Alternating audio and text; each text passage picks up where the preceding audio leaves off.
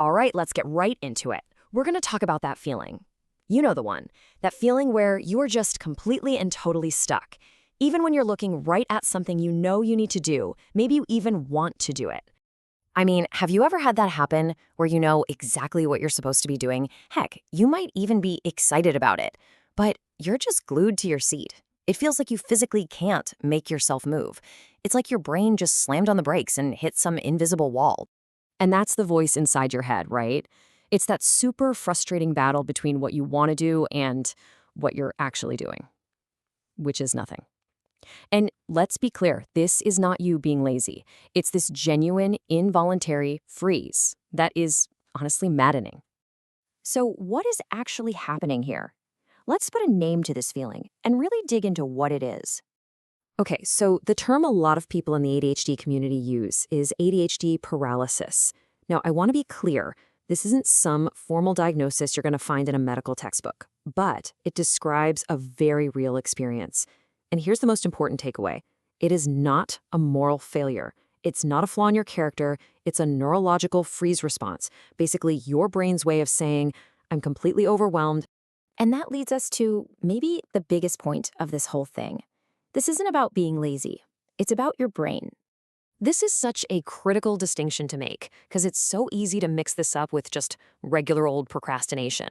But they are worlds apart. You know, procrastination is usually a choice, right? You decide to watch another episode instead of doing the dishes. ADHD paralysis, though, it feels totally involuntary. You want to do the thing, but you literally feel like you can't. And get this, with procrastination, a deadline can be a huge motivator. But with paralysis, all that pressure and stress, it usually just makes everything way, way worse. So what's going on under the hood?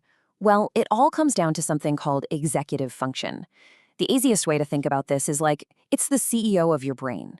It's the management system that's supposed to handle planning, organizing, keeping track of time, and, just starting things. And with ADHD, that management system, well, it's just not running as smoothly. And it turns out there are really three big reasons this freeze response happens. First up is executive overload. That CEO in your brain just gets hit with so many tasks, so many thoughts, that it just short circuits. It shuts down. Then there's the dopamine deficit. Dopamine is basically your brain's let's go chemical, right? It's motivation. And for a task that's boring, the ADHD brain just doesn't produce enough of it to get things started. And finally, there's nervous system dysregulation. And this one's a really big deal. Think of your nervous system like a car. It's got a gas pedal, that's your fight or flight stress response, and it's got a brake pedal for rest and digest. Now, for a lot of folks with ADHD, that gas pedal is just stuck to the floor all the time. So your brain ends up treating a boring task, like doing your taxes, with the same level of threat as, like, running from a bear. And what happens? It freezes. It's a total protective shutdown.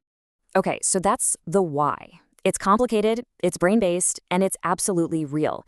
But here's the good news. You are not powerless here. So now let's talk about some real practical things you can actually do to get unstuck. All right, hack number 1.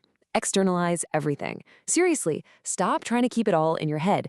Your brain's hard drive is already full. So the trick is to get all those tasks and plans out of your head and into the real world where you can see them. What does that look like? It means using planners, sticky notes, whiteboards, setting alarms for everything, not just for appointments, but for when to start something, when to stop, when to take a break. A visual timer is amazing because you can actually see time passing. A to-do, doing, done board, so simple but so satisfying. Basically, all these tools become like an external hard drive for your brain, freeing it up to just focus on one thing.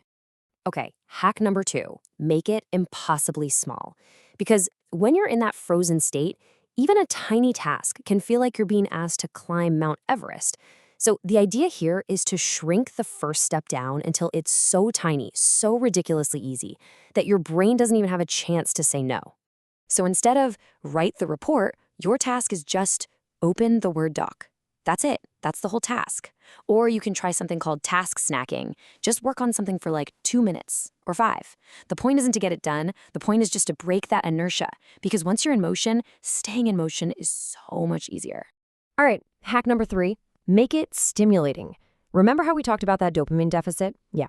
Well, boring tasks are basically kryptonite for the ADHD brain. So this hack is all about finding ways to inject some of that feel-good dopamine right into the task itself. So you could pair a boring chore with your favorite podcast. You could race a timer to create a sense of urgency. Turn it into a game, give yourself points. The key is to add something new, something challenging, or some kind of immediate reward.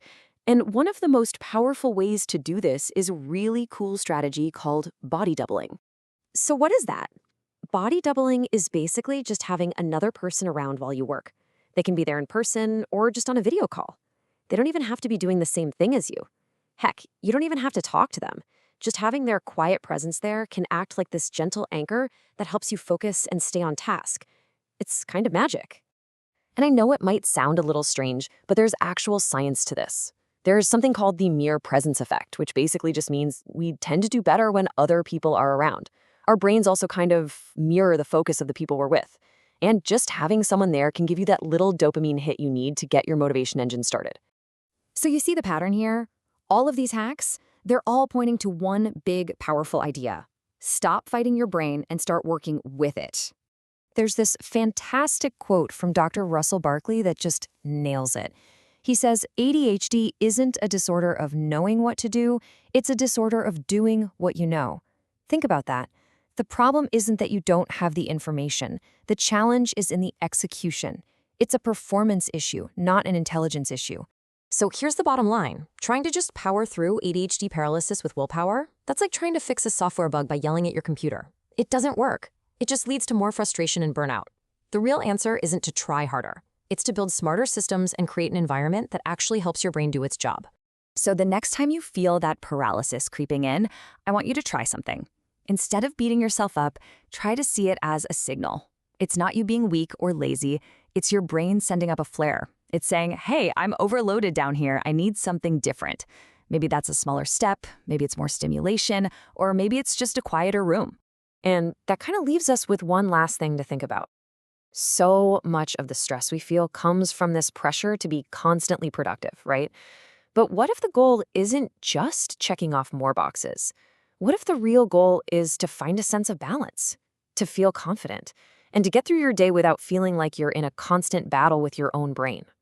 What would change for you if that was the real finish line?